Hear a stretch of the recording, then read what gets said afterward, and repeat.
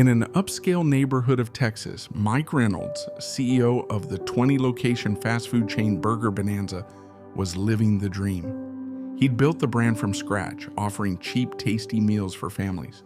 But lately, something was off. Sales were dipping, complaints were up, cold food, rude staff. Managers kept saying everything's fine, but Mike wasn't buying it. So he decided to see for himself. One morning, he threw on an old baseball cap and faded t-shirt, let his beard grow a bit. No one would recognize him. He headed to one of the Austin locations. As he opened the door, the familiar smell of fries hit him. Behind the counter was a young cashier, Mia. "Welcome to Burger Bonanza. What can I get you?" she said flatly, eyes tired. "Just a burger and a Coke," Mike replied.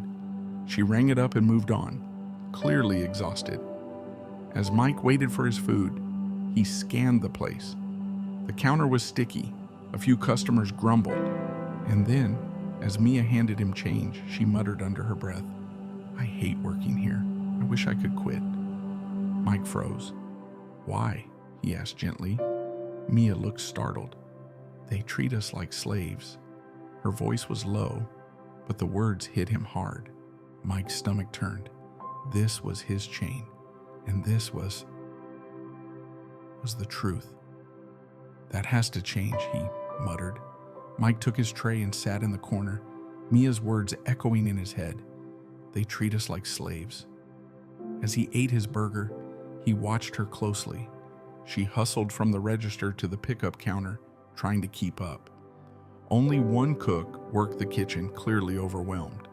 Mike thought about their old slogan, "Fast and happy." This was neither. A customer suddenly snapped, "My fries are cold." "Sorry, I'll fix it right away," Mia said, rushing off. Mike stood and approached her quietly. "Mind if we talk for a second?" "I'm slammed," she replied. "Just 1 minute," he insisted. She nodded hesitantly. "What's it really like working here?" he asked. Mia sighed. "Low pay, long hours. The manager yells at us nonstop. Most people already quit." Mike winced. "Doesn't anyone speak up?" She laughed bitterly. "Management doesn't care." Mike didn't say a word, because he was management. He returned to his seat and started taking notes. Mia's frustration, understaffing, zero morale. As he left, he whispered to himself, "This is going to change." In his car, he called his assistant. "Clear my schedule for tomorrow. I'm going back in." The next morning, Mike returned to the same store, dressed just like the day before. It was early, but Mia was already at the counter. "You again?" She smiled faintly. "Guess I'm hooked on your burgers," Mike joked, but his eyes were scanning the place. Manager Bob came storming out of the kitchen. "Mia, move faster," he barked. Mike frowned. He placed his usual order and took a seat where he could observe everything. Bob continued snapping at staff. "Pick up the pace. Don't be lazy." The energy was tense, the team clearly scared. Mike leaned over to Mia. "Is he always like this?" She nodded. "Yeah, we've lost 3 people this month because of him." "So why do you stay?" Mike asked.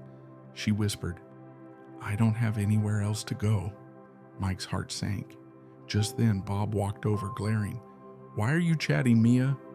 "Doesn't she get a break?" Mike challenged. Bob scoffed. "No time for breaks." Mike snapped back. "Everyone deserves a break." Bob sneered. "What are you, her union rep?" Mike said nothing, but his blood boiled. As he walked out, he sent a quick message to his assistant. "I want Bob's file now." This wasn't what Burger Bonanza was built for, and Mike, he was ready to take it back. That afternoon, Mike returned to the store, this time with a mission. He quietly watched from a booth. Bob was barking at customers and snapping at staff. When Mia accidentally dropped a tray, Bob shouted, "Are you stupid?" Mike stood up. "That's enough." His voice cut through the noise like a blade. Bob turned. "Who the hell are you?" Mike reached into his wallet and pulled out his ID. "I'm Mike Reynolds, CEO of Burger Bonanza." Bob froze. Mia's mouth dropped open. I didn't know." Bob stammered. I've seen all I need to, Mike said, motioning toward the kitchen. Office, now. Silence fell over the staff. Inside the back office, Mike faced him. You've been running this place into the ground for 2 years. You're done. But, Mike cut him off. Mia told me she feels like a slave. That's not my vision. Bob stood speechless, then left. Mike turned to the staff. Everything changes today. Mia stepped forward, eyes wide. You're really the CEO? Yeah, Mike nodded. And I'm here to fix this place. The team was stunned, but for the first time in a while, there was hope.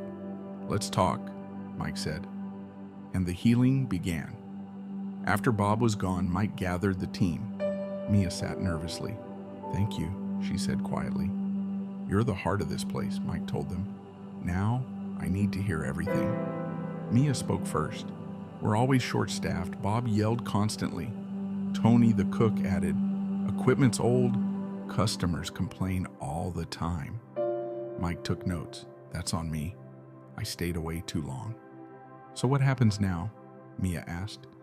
New manager, more help, better conditions. That day, Mike stayed and worked the floor, taking orders, frying fries. Mia laughed. Didn't think CEOs do that. If I have to, I do, Mike said with a smile. That night, he laid out the plan. New equipment, higher wages, flexible shifts. We stuck it out because we cared, Tony said. Now it's time to enjoy working again, Mike replied. Mia's eyes lit up. You believed in us. I believe in every one of you, Mike said. Weeks passed. A new manager, Sarah, arrived, kind, experienced, respected. 2 more team members were hired. Mia finally had breathing room. The store came back to life. Customers noticed. They smiled more. They returned. This was always my dream, Mike said. Now it's our reality, Mia answered. 1 month later, Mike visited the store. No disguise, no pretense. Welcome back, boss, Mia said, beaming. The store sparkled. Clean stations, happy faces. Customers laughed. The kitchen moved smoothly. How's it feel now? Mike asked. Lighter, Mia said. Thank you for seeing us. Sarah handed him a report. Sales are up 40%. Mike nodded. This is your win.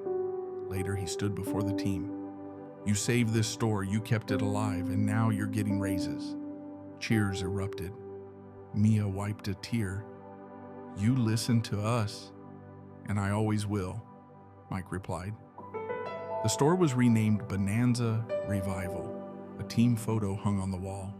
Mike visited other locations, repeating the same transformation. Mike looked at the team and smiled. This is my chain. Mia grinned. And it's our home now. 1 burger order rebuilt a family.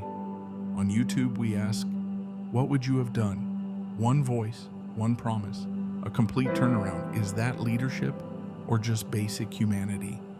Leave your thoughts in the comments. Don't forget to subscribe because sometimes 1 question can change everything.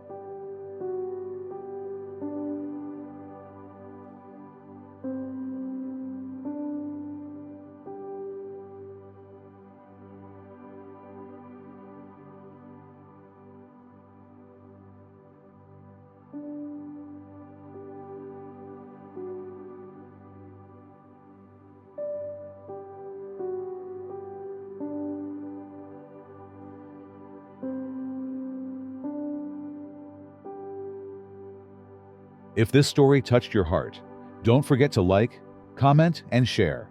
Subscribe for more inspiring stories.